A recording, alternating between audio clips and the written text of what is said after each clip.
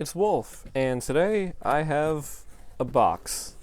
But this box is mostly empty because I'm going to show you guys what is in the box. So if you have watched my streams over the past few months, you probably noticed that I've been talking a lot about going to the arcade and stuff, and like a handful of different arcades, and I've collected a whole bunch of different cards, mainly from different arcade games, because there's actually quite a few arcade games that give out cards.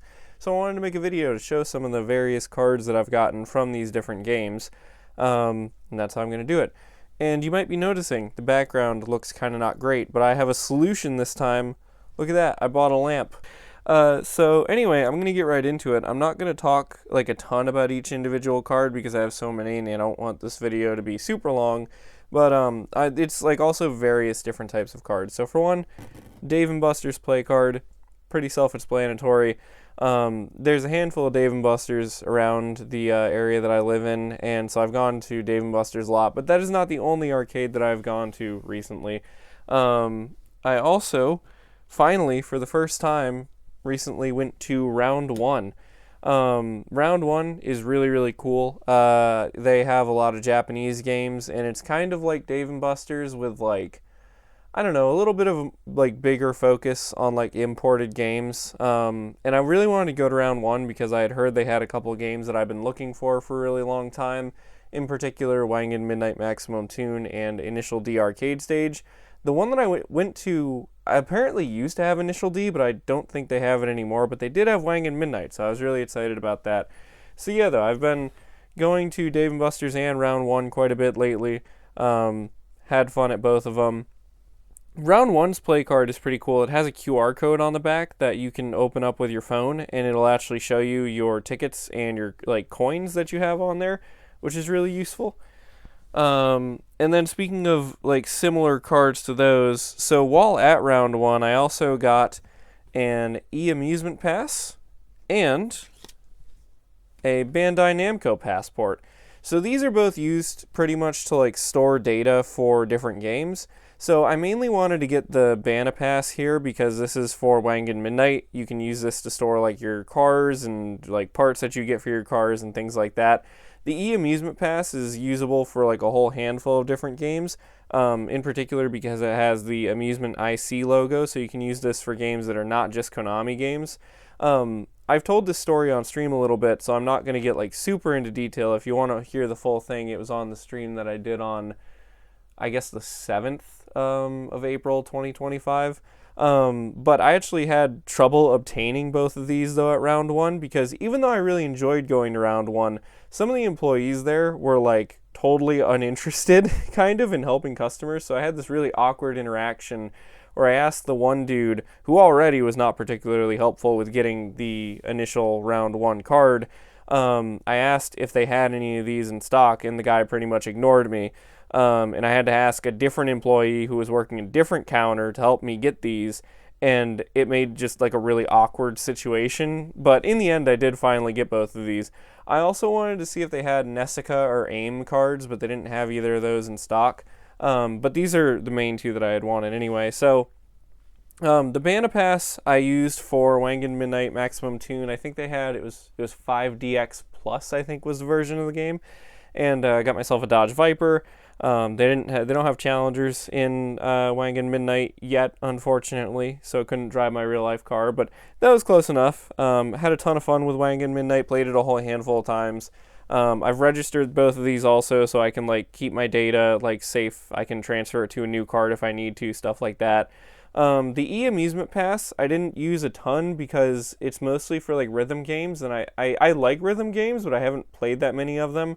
So I used this on Sound Voltex, and they had another one too that I think was amusement IC compatible. It's called like Tunithm or something like that. It's like it looks like a piano, and then you have to hit the piano keys as they scroll down the screen. So I played that one also, and then I also was able to use this via amusement IC on Street Fighter, but I was not very good at that. Some of these Japanese games too, goodness, they like you can play them for a long time on one credit. But anyway, push those aside to get to some other stuff. So another game that I've run into a few times, and I mentioned on stream, and I actually played the home version of it on stream, is Minecraft Dungeons. That one prints out cards that you can scan to like use different items. And unlike some of the other games, this actually prints out the card at the beginning of the game rather than the end of the game. I do like Minecraft Dungeons quite a bit because it's like the type of game that like I play more than some of the fighting games that print out cards. But I don't know. I feel like I'm not really like that into Minecraft, and I kind of prefer how some of the other games you build like a team of characters, whereas this one has a little bit of a strange setup where like it's like a loadout that you're building, and there's also like 5 or 6 different bits of your loadout as compared to a lot of the other games where it's like 3 or 4 cards that you can scan at once. So I haven't played it a ton. That's why I only have 3 cards for it. It is fun though. I think it's the one that I'm probably the best at. But yeah, so that is Minecraft Dungeons. Let me scoot those out of the way. Then a game that I ran into at a Dave & Buster's and I ended up playing quite a bit was Marvel Contest of Champions. So this is a fighting game where you build a team of 3 and then you do like one round at a time with the different characters, and it's 1-on-1, so it's like one fight each. The Injustice arcade game works a little bit different because the Injustice one you can swap characters around. But yeah, these are all the cards that I got from Contest of Champions. I do kind of prefer Injustice Arcade over Contest of Champions because even though I'm more familiar with Marvel characters, the gameplay of this one is a little bit more complicated than Injustice because Injustice doesn't have like a movement stick. It's only got like 3 buttons because it's based on the mobile version, whereas Contest of Champions has a movement stick. And it makes it a little bit odd because I couldn't really figure out how to block because it says to move your stick like to the left to block, but it didn't seem to want to work with me. And the arcade that I had went to, the Dave & Buster's that I had went to that I got all these from, is kind of an awkward situation because like the machine was out of cards on one side and then like low printer on the other side. And I don't think I got any like especially good cards that day either. I know the Wolverine and the Black Panther are like holographic. But yeah, this was fun, but not like my preferred card-based fighting game. All right, I have cleared off my little table here. It's actually a tote that I have a bunch of stuff in. My cat is also investigating what I'm doing, so if you guys see her like pop up into the video all of a sudden, that's why. So next I'm going to show you guys the Injustice cards, and I have a lot of these because I've played this game quite a bit since I first found out about it. I'm going to show you guys the 2 that I have in the like magnet like slab holder things first. So this one is kind of a unique card because it's a team card. So the Injustice arcade game, and I know that I didn't really go over like the other games too in depth, but that's because I've mostly spent time playing Injustice arcade. And there's one other game too that I'm going to talk about a little bit more because I think it's really cool. But so this one, the way Injustice Arcade usually works is you scan 3 cards for your 3 characters, and then you can swap out like who you're playing as in the middle of the match and stuff. There's some strategy to it. Normally you would scan 3 cards, but with this card, you scan this 1 card, and you get the full team of Cyborg, Raven, and I think that's Static. Yes. So that one's kind of a unique one. That's the only team card that I've gotten. There's also gear cards and boss cards. I think the gear cards are if the character has like a weapon. I do have 1 boss card, however, and it's one of the best cards in the game, and funny enough, I got it on my second pull, but it's the Ares boss card. It was really funny because I got this card and I didn't really realize how good it was until I got home and did some research. Ares absolutely demolishes. And Ares also plays as a solo character, so if you scan the Ares card, you don't get to pick 2 other characters because he's so powerful. And by the way, yes, you can scan them if they are in cases like this too. I've actually enjoyed playing the Injustice arcade game so much that I bought Injustice, the original Injustice, and have played it a little bit, although I'm not particularly good at it. I got a ton of Green Lantern cards as I've been playing, so I'm just going to lay a bunch of these out. These two, my mom and I won when I went to round one. They also had a version of the Injustice arcade game, and I could not believe my eyes when we both got Green Lantern variations, because I already had like 6 other Green Lantern cards. So let me just like lay all of these out, because I think I have all of them together. But I have a ton of Green Lanterns. I don't know why the game just kept giving those to me, and I think there even might still, yeah, there's still, hang on, there's still more here. Let me try to dig them out real quick. There's another one. I think there's even still one more. Maybe not. No, okay, so that is all of the Green Lanterns. That is actually like a majority of my cards is random Green Lanterns. And there's a lot of variations too. There's like 4 or 5 variations within all of these. Which is one of the things that I think is really cool about the Injustice arcade game, is even if it's like the same character, sometimes the different variations will have different abilities and stuff.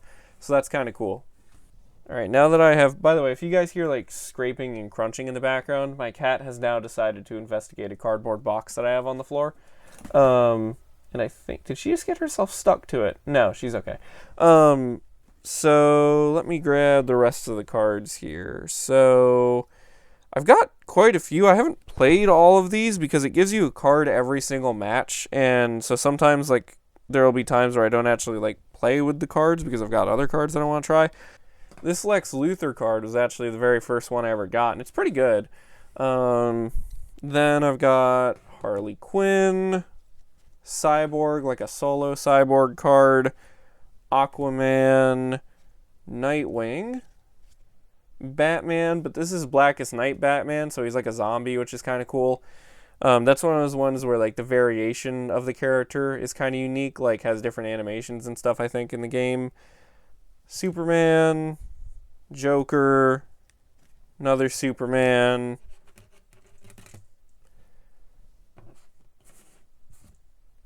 and another Joker. Getting pieces of cardboard all over this. Another Joker. Solomon Grundy, who kind of sucks. Another Solomon Grundy. Yeah, I remember when I got these cards, they're like both kind of holographic, so I thought Solomon Grundy was maybe a good character, but no, Solomon Grundy is like actually not a very good character at all, at least in my experience. Got Catwoman and Black Adam, and that is all of the cards that I've gotten so far. I've been putting them into these sleeves just because, like, you know, I don't really collect cards for anything, so I just kind of figured it'd be fun to like try to keep these in good condition, especially because you can use them again if you find the game again. And I've had a lot of fun with it.